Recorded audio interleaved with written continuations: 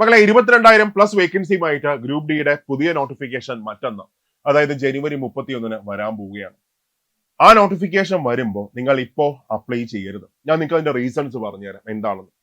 അതായത് ഒരു നോർമൽ ഒരു PSC നോട്ടിഫിക്കേഷൻ വരുമ്പോൾ ഒരു സ്റ്റേറ്റ് വൈഡ് ലിസ്റ്റ് ആണെങ്കിൽ ഞാൻ ഉറപ്പായിട്ടും പറയും നിങ്ങൾ നോട്ടിഫിക്കേഷൻ വരുമ്പോൾ തന്നെ അപ്ലൈ ചെയ്തു, ഒരു ബുദ്ധിമുട്ടില്ല, നല്ലതാണ്. അല്ലെങ്കിൽ നമ്മൾ മറന്നു പോകും, ചിലപ്പോൾ അപ്ലൈ ചെയ്യാൻ പറ്റാതെ വരും. അതേസമയം ഒരു ജില്ലാതല റാങ്ക് ലിസ്റ്റ് വരുന്ന ഒരു നോട്ടിഫിക്കേഷൻ ആണെങ്കിൽ അവിടെ ഞാൻ പറയും ഏത് ജില്ലയിലാണ് കൂടുതൽ സാധ്യത, എല്ലാം അനലൈസ് ചെയ്തതിനു ശേഷം മാത്രമേ നിങ്ങൾ അപ്ലൈ ചെയ്യാവൂ. അതേപോലെ ഏറ്റവും പ്രധാനപ്പെട്ട ഒരു നോട്ടിഫിക്കേഷൻ ആണ് വരാൻ പോകുന്ന ഗ്രൂപ്പ് ഡി നോട്ടിഫിക്കേഷൻ. ഇതില് ഇത്രയും കാര്യങ്ങൾ നിങ്ങൾ അറിഞ്ഞതിന് ശേഷം മാത്രമേ നിങ്ങളുടെ ആപ്ലിക്കേഷൻ നിങ്ങൾ അപ്ലൈ ചെയ്യാവൂ. അതായത് ഒരാഴ്ച കൊണ്ട് ഇതൊക്കെ ഒന്ന് മനസ്സിലാക്കിയ ശേഷം മാത്രം, അതിനുശേഷം മാത്രമേ നിങ്ങൾ അപ്ലൈ ചെയ്യാവൂ. അതുകൊണ്ടാണ് ഈ നോട്ടിഫിക്കേഷൻ വരുന്നതിന് 2 ദിവസം മുമ്പ് തന്നെ ഞാൻ ഇങ്ങനെ ഒരു വീഡിയോ ഇടുന്നത്. പറ്റുകയാണെങ്കിൽ നിങ്ങൾ നിങ്ങളുടെ ഫ്രണ്ട്സിന് ഇതൊന്ന് ഷെയർ ചെയ്ത് കൊടുക്കുക, ഒന്ന് സ്റ്റാറ്റസ് ആക്കുക. അപ്പോൾ എല്ലാവർക്കും അതിന്റെ നല്ല വശങ്ങളും ചീത്ത വശങ്ങളും എല്ലാം നന്നായിട്ട് മനസ്സിലാക്കാൻ പറ്റും. ഓക്കെ, അപ്പൊ ഈ കാണുന്ന ഇത്രയും കാര്യങ്ങളിൽ നല്ലൊരു അണ്ടർസ്റ്റാൻഡിങ് നേടിയതിനു ശേഷം മാത്രമേ നിങ്ങൾ അപ്ലൈ ചെയ്യാവൂ. ഓരോന്നായിട്ട് ഞാൻ പറഞ്ഞുതരാം. ഒന്ന്, പ്രൊഫൈൽ ക്രിയേഷൻ.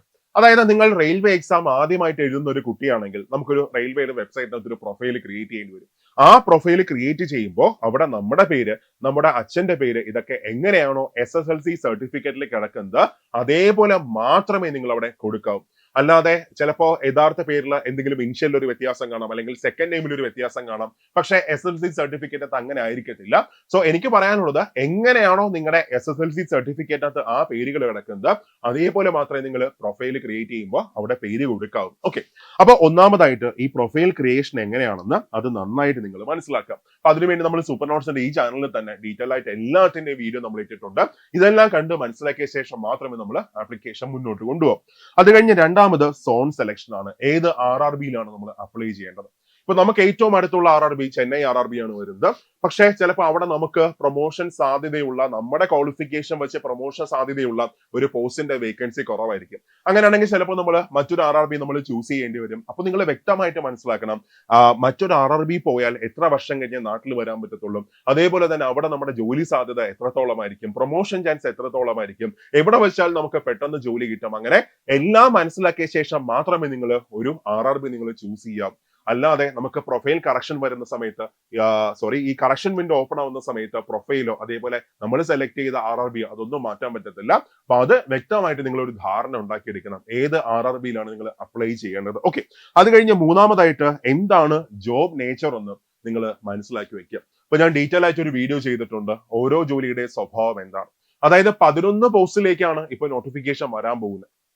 കഴിഞ്ഞ തവണ 14 പോസ്റ്റിലേക്കായിരുന്നു, പക്ഷേ ഇപ്പൊ 11 പോസ്റ്റിലേക്ക് അത് ചുരുങ്ങി. ഈ 11 പോസ്റ്റിലെയും ജോലി സ്വഭാവം എന്താണെന്ന് നിങ്ങൾ മനസ്സിലാക്കാം. അത് മനസ്സിലാക്കിയ ശേഷം ആ ജോലി നമ്മളെ കൊണ്ട് പറ്റുമോ എന്ന് നിങ്ങൾ ആദ്യം അന്വേഷിച്ചു നോക്കുക. അതായത് ഗ്രൂപ്പ് ഡിയുടെ പ്രത്യേകത എന്ന് പറഞ്ഞാലും ലെവൽ 1 പോസ്റ്റിന്റെ പ്രത്യേകത, അതിലെ ട്രാക്കിലെ ജോലിക്കൊക്കെ ആണെങ്കിൽ ഭയങ്കര ബുദ്ധിമുട്ടാണ്. നമ്മൾ ഒരുപാട് വെയിൽ കൊള്ളേണ്ടി വരും, ഒരുപാട് ഭാരം വഹിച്ചുകൊണ്ട് പോയി വരും, എപ്പോഴും ലൈഫ് ട്രാക്കിലായിരിക്കും. അതൊക്കെ നന്നായി മനസ്സിലാക്കിയ ശേഷം ഈ ജോലി നമ്മളെ കൊണ്ട് പറ്റുമോ, ആ സാധനം നന്നായിട്ട് മനസ്സിലാക്കിയ ശേഷം മാത്രമേ നിങ്ങൾ അപ്ലൈ ചെയ്യാവൂ. അപ്പൊ അതിൽ നിങ്ങൾ ഒരു അണ്ടർസ്റ്റാൻഡിങ് കൊടുക്കാം. എന്നിട്ട് അതിനുശേഷം മാത്രം നിങ്ങൾ ആ പ്രയോറിറ്റി അങ്ങ് കൊടുത്തേക്കാം. ഓക്കെ, അത് കഴിഞ്ഞ് നെക്സ്റ്റ് വേക്കൻസി. അപ്പൊ വേക്കൻസി എന്ന് പറയുമ്പോൾ ഇപ്പോഴേ ഓൾറെഡി വേക്കൻസി എല്ലാം വന്നിട്ടുണ്ട്. അതായത് ഓരോ പോസ്റ്റിന്റെ വേക്കൻസി എത്രയാണ്. ഉദാഹരണം പറഞ്ഞാൽ അസിസ്റ്റന്റ് ഓപ്പറേഷൻസ് ഇലക്ട്രിക്കൽ നോക്കുകയാണെങ്കിൽ അവിടെ സദേൺ റെയിൽവേയിൽ വേക്കൻസി എത്രയാണ്? 0 ആണ്. അപ്പൊ നമ്മൾ അവിടെ ഫസ്റ്റ് പോസ്റ്റ് പ്രിഫറൻസ് കൊടുത്തിട്ട് എന്തെങ്കിലും കാര്യമുണ്ടോ? ഇല്ല, ഒരു കാര്യമില്ല, നമുക്ക് അവിടെ ജോലി കിട്ടത്തില്ല. അപ്പൊ അതേപോലെ തന്നെ അസിസ്റ്റന്റ് ലോക്കോഷൻ ആണെങ്കിൽ അവിടെ വേക്കൻസി 13 വേക്കൻസി മാത്രമേ ഉള്ളൂ. അതേപോലെ അസിസ്റ്റന്റ് പെർമനന്റ് പേ ആണെങ്കിൽ 8 വേക്കൻസി മാത്രമേ ഉള്ളൂ. അതേപോലെ അങ്ങനെ നിങ്ങൾ അനലൈസ് ചെയ്യുക ഓരോ പോസ്റ്റുകളുടെയും വേക്കൻസി എത്രയാണ്.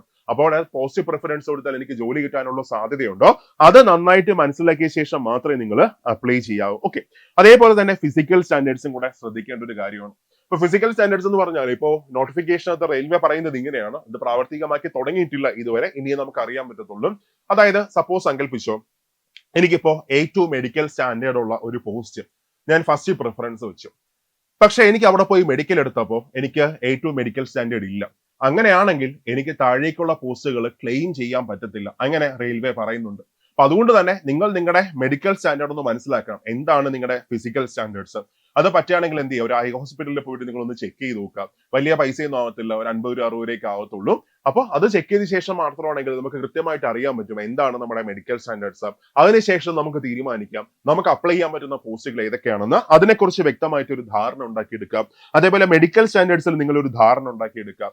പിന്നെ ചില പോസ്റ്റുകൾക്ക് നമ്മുടെ നാട്ടിൽ ജോലി കിട്ടത്തില്ല. ഇപ്പൊ ഒരു ഉദാഹരണം പറഞ്ഞാലും ഞാനിപ്പോ വർക്ക്ഷോപ്പ് ആണ് ചൂസ് ചെയ്യുന്നത് സങ്കല്പിച്ചോ. ഞാനിപ്പോ വർക്ക്ഷോപ്പ് വെച്ചു. ഇപ്പൊ ഉദാഹരണം പറഞ്ഞാൽ ഇപ്പൊ വന്നേക്കുന്ന ഒരു നോട്ടിഫിക്കേഷൻ ആണ് assistant operations electrical. So electrical loco shed കേരളത്തിലില്ല. അതെവിടെ മാത്രമേ ഉള്ളൂ? തമിഴ്നാട്ടിൽ മാത്രമേ ചെന്നൈയുടെ കീഴിൽ വരുന്നുള്ളൂ. അതേപോലെ തന്നെ ഓരോ പോസ്റ്റിനും നമുക്ക് പ്രൊഡക്ഷൻ യൂണിറ്റിൽ നമുക്ക് കിട്ടും, ട്രാക്കിൽ നമുക്ക് കിട്ടും, എവിടെയാണോ നമുക്ക് കിട്ടാം. നമ്മൾ അവിടെയാണ് നമ്മൾ പ്രൊഡക്ഷൻ യൂണിറ്റ് ഒക്കെയാണ് നമ്മൾ ചൂസ് ചെയ്യുന്നതെങ്കിൽ, വർക്ക്ഷോപ്പാണ് നമ്മൾ ചൂസ് ചെയ്യുന്നതെങ്കിൽ നമുക്ക് ഒരിക്കലും കേരളത്തിലേക്ക് വരാൻ പറ്റത്തില്ല, ബുദ്ധിമുട്ടായിരിക്കും. കാരണം കേരളത്തിൽ എന്തില്ല, പ്രൊഡക്ഷൻ യൂണിറ്റുകളൊന്നും തന്നെ ഇല്ല. അപ്പൊ അത് വ്യക്തമായിട്ട് നമ്മളൊരു ധാരണ ഉണ്ടാക്കിയെടുക്കണം. ഏതൊക്കെ പോസ്റ്റുകൾ അപ്ലൈ ചെയ്താൽ കേരളത്തിൽ ജോലി കിട്ടാൻ സാധ്യതയുണ്ട്.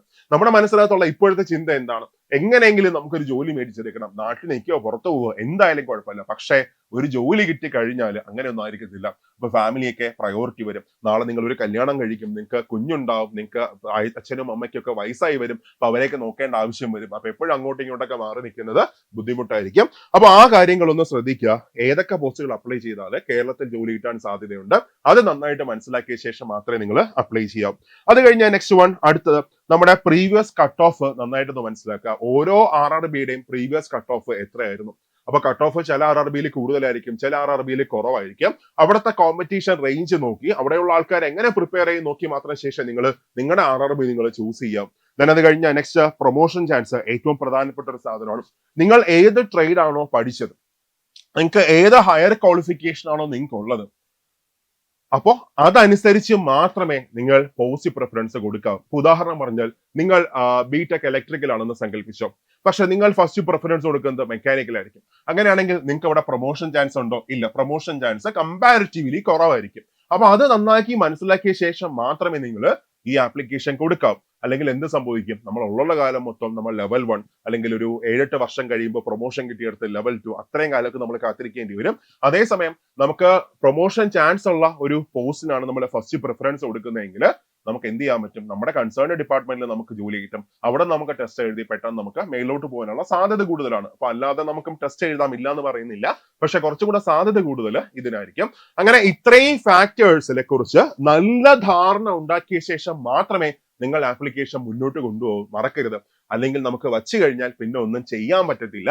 പിന്നീട് നമുക്ക് ഭയങ്കര വിഷമമായിരിക്കും. ഞാൻ നിങ്ങൾക്ക് ഒരു സ്റ്റാറ്റ് പറഞ്ഞുതരാം. കഴിഞ്ഞ ഗ്രൂപ്പ് ഡി എക്സാം ആണെങ്കിൽ 1,12,00,000 ആൾക്കാരാണ് അപ്ലൈ ചെയ്തത്. അതിനകത്ത് ഏതാണ്ട് 40 ലക്ഷത്തോളം ആൾക്കാർ വീണ്ടും എന്ത് ചെയ്തു, അവര് കറക്ഷൻ വിൻഡോ ഓപ്പൺ ആയ സമയത്ത് കറക്ഷൻ കൊടുത്തായിരുന്നു, പോസ്റ്റ് പ്രിഫറൻസ് ഒക്കെ കറക്ഷൻ കൊടുത്തായിരുന്നു. അവിടെ ഒക്കെ ഓരോ കറക്ഷനും നമ്മൾ അങ്ങോട്ട് പൈസ കൊടുക്കേണ്ടി വരും. മാത്രമല്ല ചില സാധനങ്ങൾ, അതിപ്പോ RRB ആയിക്കോട്ടെ, അതേപോലെ തന്നെ പ്രൊഫൈൽ ആയിക്കോട്ടെ, നമുക്കൊന്നും മാറ്റാൻ പറ്റത്തില്ല.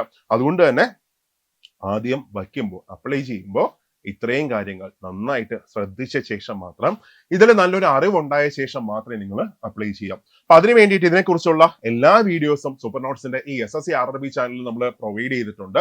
ഇത് നന്നായിട്ട് മനസ്സിലാക്കുക, ഇതിലൊരു ധാരണ ഉണ്ടാക്കിയെടുക്കുക, എന്നിട്ട് നിങ്ങൾ ആപ്ലിക്കേഷൻ മുന്നോട്ട് കൊണ്ടുപോകുക. എന്നിട്ട് നിങ്ങൾ അപ്ലൈ എല്ലാം ചെയ്ത് കഴിഞ്ഞാൽ നിങ്ങൾക്ക് ഒരു അടിപൊളി പ്രിപ്പറേഷൻ വേണം, സെറ്റ് ആയിട്ട് നിങ്ങൾക്ക് പഠിക്കണം. അതിനുവേണ്ടി നമ്മൾ സൂപ്പർ നോട്ട്സ് ഒരു പുതിയ കോഴ്സ് നമ്മളിപ്പോൾ സ്റ്റാർട്ട് ചെയ്തിട്ടുണ്ട്. അതിനകത്ത് നിങ്ങൾക്ക് ഏറ്റവും നല്ല ക്ലാസ്സസ് കിട്ടും, അടിപൊളി ക്ലാസ്സസ് കിട്ടും. ഇംഗ്ലീഷിലും മലയാളത്തിലും നിങ്ങൾക്ക് ക്ലാസ്സസ് കിട്ടും. അത് പറയുമ്പോൾ മറ്റൊരു കാര്യം കൂടെ നിങ്ങൾ ശ്രദ്ധിക്കണം. നമുക്ക് ഗ്രൂപ്പ് ഡിയുടെ പ്രത്യേകത എന്ന് പറഞ്ഞാൽ, ഗ്രൂപ്പ് ഡി ആയിക്കോട്ടെ, റെയിൽവേയുടെ ഏത് എക്സാം ആയിക്കോട്ടെ, നമുക്ക് മലയാളത്തിലും എക്സാം എഴുതാൻ പറ്റും. അത് നമ്മൾ അപ്ലൈ ചെയ്യുമ്പോൾ തന്നെ ലാംഗ്വേജ് നമ്മൾ ചൂസ് ചെയ്യണം. ഇപ്പൊ എനിക്ക് ഇംഗ്ലീഷ് നന്നായിട്ട് ഫോളോ ചെയ്യാൻ പറ്റുന്നില്ല, ഞാൻ പഠിച്ചത് മലയാളം സ്കൂളിലാണ്, അതുകൊണ്ട് തന്നെ ഇംഗ്ലീഷ് എനിക്ക് നന്നായിട്ട് ഫോളോ ചെയ്യാൻ പറ്റുന്നില്ല, ക്വസ്റ്റ്യൻസ് ഒന്നും മനസ്സിലാക്കത്തില്ല. അങ്ങനെയാണെങ്കിൽ ഒരു കാര്യം ചെയ്തോ, ലാംഗ്വേജ് ഏത് നിങ്ങൾ ചൂസ് ചെയ്തോ, മലയാളം ചൂസ് ചെയ്തോ, ഒരു ബുദ്ധിമുട്ടും ഇല്ല. കഴിഞ്ഞ ഗ്രൂപ്പ് ഡി എക്സാമിന് ഏറ്റവും അധികം കുട്ടികൾ ചൂസ് ചെയ്തത് കേരളത്തിൽ മലയാളം ലാംഗ്വേജ് ആണ് ചൂസ് ചെയ്ത്. അപ്പൊ അതുകൊണ്ട് അതൊരു ബുദ്ധിമുട്ടല്ല, എല്ലാവരും അങ്ങനെയാണ്. അപ്പൊ അത് നിങ്ങൾ ശ്രദ്ധിച്ചതിന് ശേഷം മാത്രമേ അപ്ലൈ ചെയ്യാവൂ. അതുകൊണ്ട് തന്നെ സൂപ്പർ നോട്ട്സ് ഇംഗ്ലീഷിലും മലയാളത്തിലും നമ്മൾ ക്ലാസ് പ്രൊവൈഡ് ചെയ്യുന്നുണ്ട്. അതേപോലെ ഇംഗ്ലീഷിലും മലയാളത്തിലും നിങ്ങൾക്ക് നോട്ട്സ് കിട്ടും, ഇംഗ്ലീഷിലും മലയാളത്തിലും നിങ്ങൾക്ക് ടെസ്റ്റ് കിട്ടും. ഫുൾ സപ്പോർട്ടുമായിട്ട് ഒരു ഡെഡിക്കേറ്റഡ് ടീം നിങ്ങളുടെ കൂടെ ഉണ്ടാവും. ഓക്കെ, അപ്പൊ നമ്മൾ ബാച്ച് സ്റ്റാർട്ട് ചെയ്തിട്ടുണ്ട്. ജോയിൻ ചെയ്യാനായിട്ട് നിങ്ങൾ ഈ നമ്പറിൽ കോൺടാക്ട് ചെയ്തോടാം. 8281223366 ആ നമ്പറിൽ കോൺടാക്ട് ചെയ്തോ, അല്ലെങ്കിൽ താഴെ ഒരു ഗൂഗിൾ ഫോം ഇട്ടേക്കാം. ആ ഗൂഗിൾ ഫോം ഫില്ല് ചെയ്ത് നിങ്ങളുടെ സീറ്റ് നിങ്ങൾ ഉറപ്പിച്ചോടാം. അതിലെല്ലാം ഉപരി ഈ ചാനൽ ഒന്ന് സബ്സ്ക്രൈബ് ചെയ്യാൻ മറക്കണ്ട. കാര്യം ഇവിടെ നിങ്ങൾക്ക് ഏറ്റവും നല്ല കണ്ടന്റ് കിട്ടും, ഏറ്റവും ഒരു എക്സാമിനെ കുറിച്ചുള്ള ആധികാരികമായിട്ടുള്ള ഒരു അറിവ് നിങ്ങൾക്ക് കിട്ടും, ഏത് പോസ്റ്റിന് അപ്ലൈ ചെയ്യാം, എന്നാണ് ലാസ്റ്റ് ഡേറ്റ് വരുന്നത്, അങ്ങനെ എല്ലാ അപ്ഡേറ്റും നിങ്ങൾക്ക് ഈ ചാനലിൽ നിന്ന് കൃത്യമായിട്ട് കിട്ടിക്കൊണ്ടിരിക്കും. അത് മിസ്സാവാതിരിക്കാനായിട്ട് ഈ ചാനൽ ഒന്ന് സബ്സ്ക്രൈബ് ചെയ്തോ, മാത്രമല്ല ഫ്രണ്ട്സിനെ ഒന്ന് ഷെയർ ചെയ്തോ. അപ്പൊ നന്നായിട്ട് പഠിച്ചു തുടങ്ങിക്കോ, ശ്രദ്ധിച്ച് മാത്രം നിങ്ങൾ ആപ്ലിക്കേഷൻ അപ്ലൈ ചെയ്യുക. നന്നായിട്ട് പഠിച്ചോ, ഒരു ടീം നിങ്ങളുടെ കൂടെയുണ്ട്. ക്ലാസ്സിൽ കാണാം മക്കളെ. Thank you.